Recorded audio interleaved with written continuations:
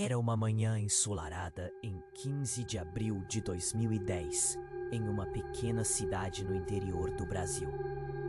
A cidade de São João da Boa Vista, com seus 85.000 habitantes, estava começando a se acordar para mais um dia de trabalho e atividades rotineiras. Mas naquela manhã, algo estava diferente. Algo que chamaria a atenção de todos os moradores da cidade e se tornaria um mistério que duraria anos. No centro da cidade havia um relógio de torre que era um símbolo da comunidade. O relógio, construído em 1920, era conhecido por sua precisão e beleza. Mas naquela manhã, algo estranho aconteceu. O relógio, que nunca atrasava, nem sem manutenção, parou de funcionar. Os moradores da cidade começaram a se perguntar o que havia acontecido. Alguns pensaram que era apenas um problema técnico, enquanto outros especulavam que poderia ser algo mais sinistro.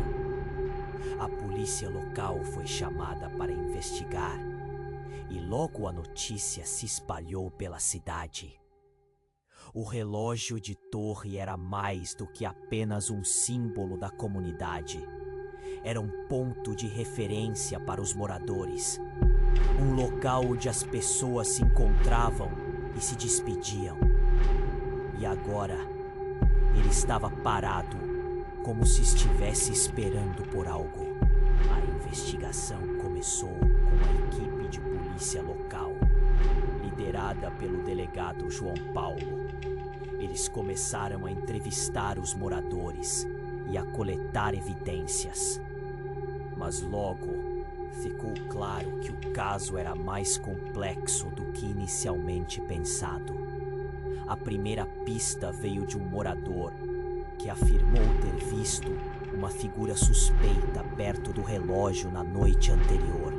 A figura, descrita como um homem alto e magro, estava usando um capuz e uma máscara.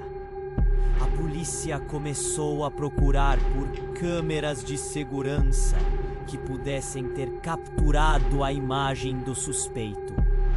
Enquanto a investigação continuava, a cidade começou a se mobilizar.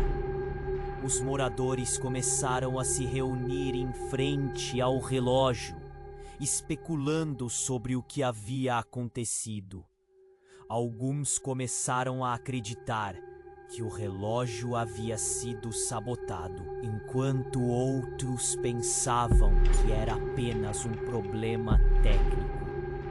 A polícia, no entanto, estava determinada a encontrar a verdade.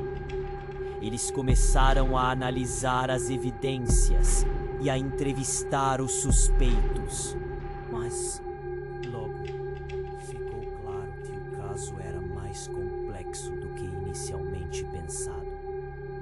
A segunda pista veio de um técnico que afirmou ter encontrado um dispositivo eletrônico escondido perto do relógio.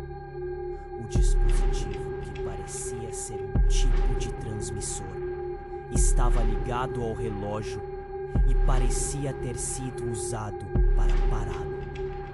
A polícia começou a investigar a origem do dispositivo e a procurar por mais evidências. Eles começaram a entrevistar os funcionários da empresa que havia construído o relógio e a procurar por possíveis suspeitos. Mas logo, a investigação foi interrompida por uma notícia chocante.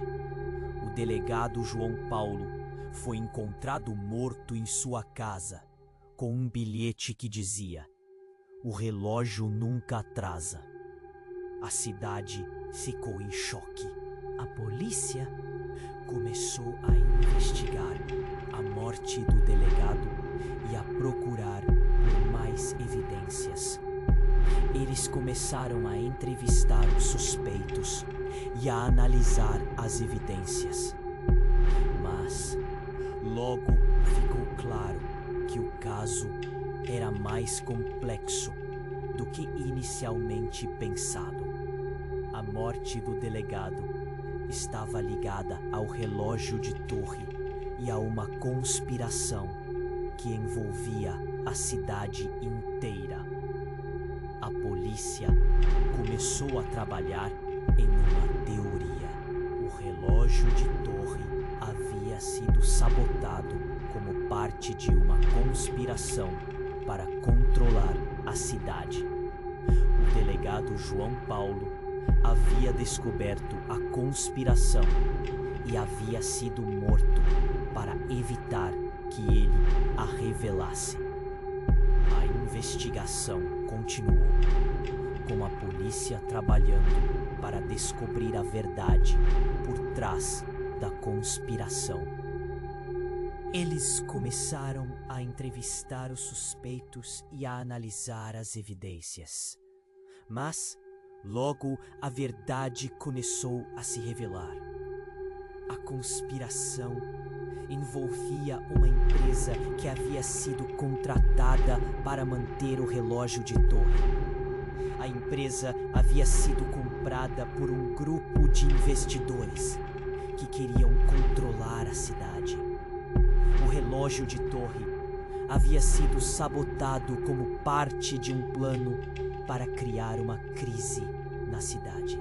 A empresa havia usado o dispositivo eletrônico para parar o relógio e criar uma atmosfera de pânico. A polícia começou a prender os suspeitos e a revelar a verdade por trás da conspiração. A cidade começou a se recuperar do choque e a se mobilizar para evitar que algo semelhante acontecesse novamente. O relógio de torre foi reparado e voltou a funcionar, mas a cidade nunca mais foi a mesma. A conspiração havia revelado uma verdade sinistra, que a cidade estava vulnerável a ataques e que a verdade poderia ser escondida por trás de uma fachada de normalidade. A história do relógio de torre que nunca atrasa, nem sem manutenção, se tornou uma lenda na cidade. Uma lenda que servia como um lembrete de que a verdade pode ser escondida e que a cidade precisa estar sempre vigilante.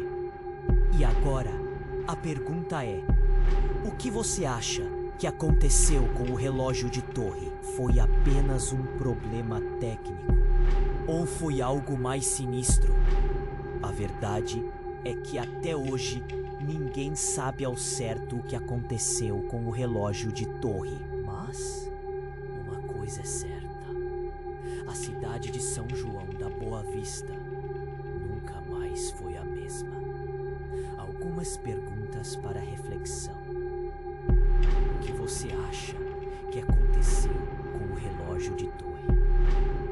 Você acha que a conspiração foi apenas uma coincidência ou foi algo mais sinistro? O que você acha que a cidade poderia ter feito para evitar a conspiração? E se você quiser saber mais sobre o caso, deixe um comentário